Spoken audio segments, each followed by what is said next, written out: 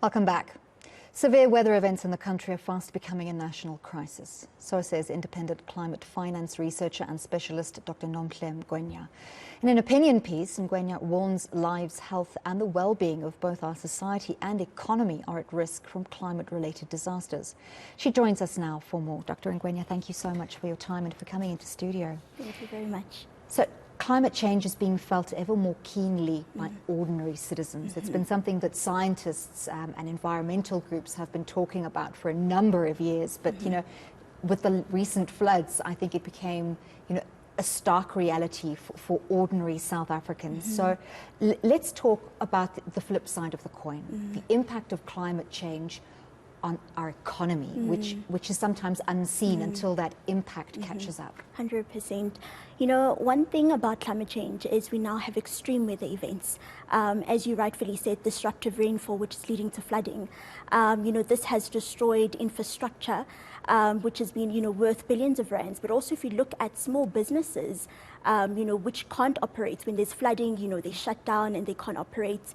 Recently, there's been a 0.2% decrease from KZN floods last year up until this year. So there are tangible effects on the economy. And only now are we beginning to understand how things, not just such as load shedding or the issues of Transnet rail networks, but climate change and the physical risks are becoming a national threat to our economy.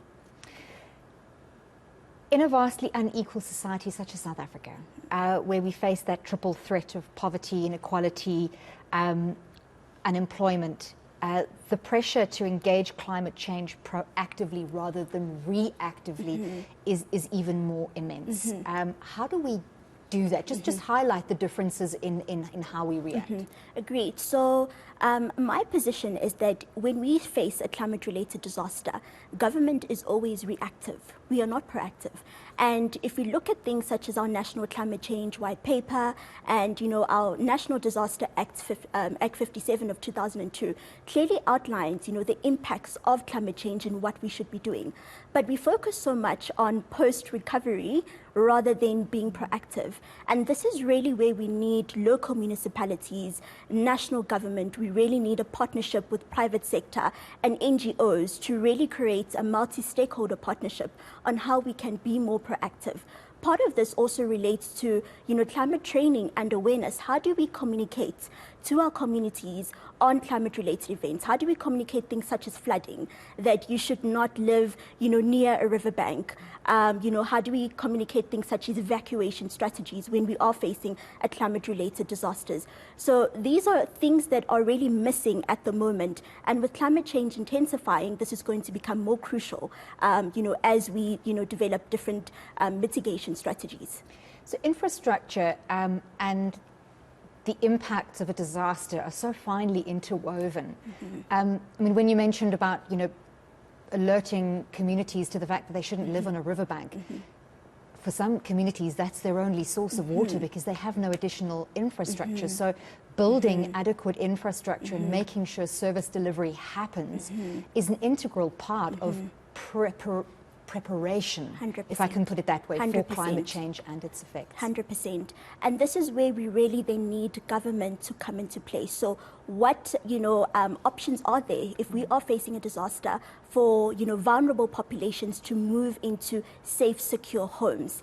And these are some of the things that are missing in terms of our mitigation strategies. Again, we're so focused on post-recovery and building a social cohesive society, but not realizing that these disasters actually exacerbate, our socio-economic challenges, poverty, inequality, unemployment, that are so present in our country.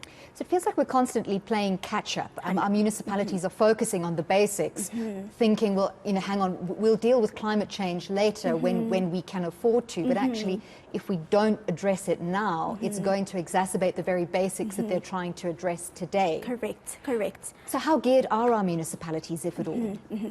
So In terms of, if you look out at our policies, I mean, we have one of the best policies, even from a local and municipality level. The problem also then comes into the technical expertise. Do we have the right people employed to implement some of these policies? When we look at climate-related risks, this is a very new concept, but also it requires a thorough understanding of climate change, of also local government. So we are missing, local expertise.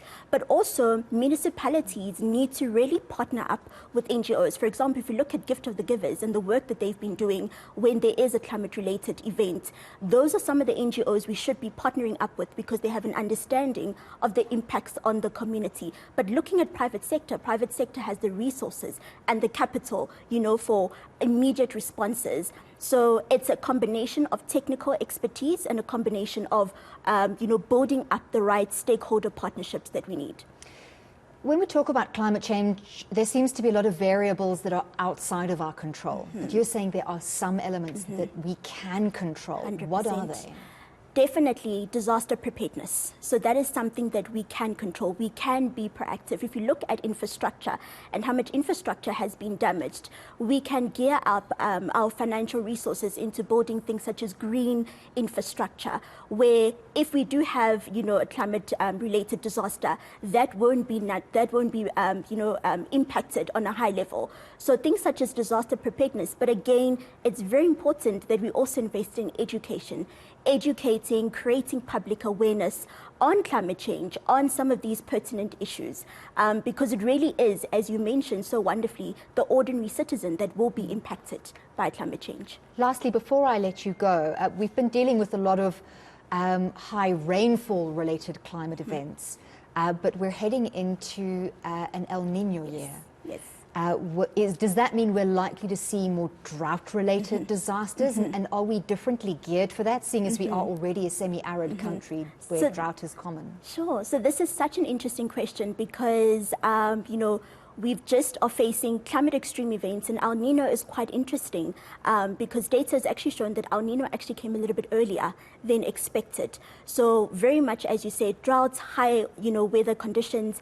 And really that will then also depend again, are we geared up into preparing sectors such as the agriculture, water intense sectors, agriculture, mining, in terms of, preparedness, that should there be a water shortage, what are they doing, to ensure that they are able to, operate and contribute to the economy.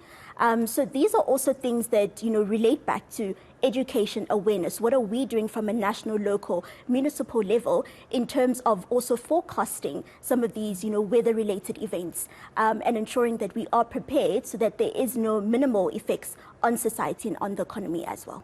And I'm sure communities who have borne the brunt of the flooding in the past 2 years are the most keenly aware of the impacts and hoping that government will put those necessary measures in place. Agreed. Thank you so much for your time this evening. Thank you so much for having me. That was independent climate finance researcher and specialist Dr. Nomhle Ngwenya.